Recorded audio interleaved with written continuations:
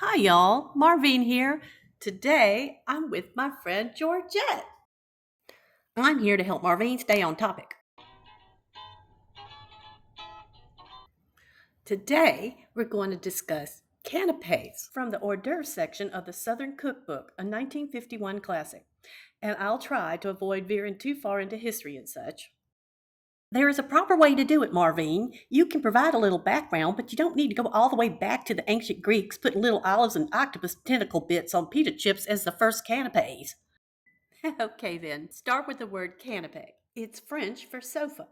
Supposedly that's because the food sits on the bread. Or it could be because it was served to people sitting on a sofa.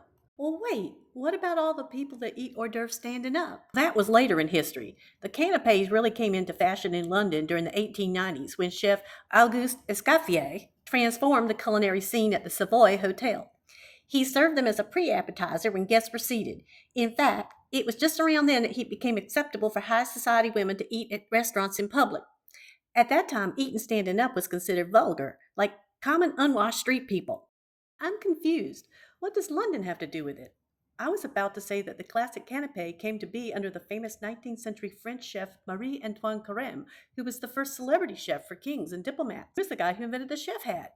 And there's rumors he was even a spy. Darn it, Marveen, now you got me going down that dadgum rabbit hole with you. Carême invented French haute cuisine, but Escoffier came along later, but expanded on Carême's work. He was famous for his kitchens and grand hotels, especially the Savoy, until he got caught taking kickbacks for produce. But he worked all over Europe with the Ritz and the Carlton hotels. He said the canapé is to be composed of bread, a spread or oil, one main ingredient, and a simple garnish. Wow, Georgie, you really did your homework. But what changed that allowed us poor folks to eat standing up at parties again? Lots of things. Prohibition, speakeasies, the post-World War II era of cocktail entertaining in your home. It was more elegant in the beginning, but by the 1960s, appetizer recipes became decidedly less elegant. Thanks to you, we only have time for one recipe, and I want to show this one. Belmore's Vienna Canapé. The title sounds elegant.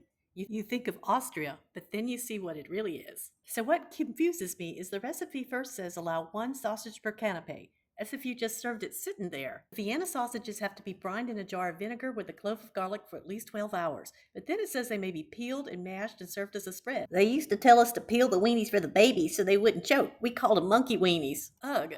Well, anyway, it also calls for Waldensian bread. I had to look this up. Waldensians were Protestants with a long history of persecution in Europe.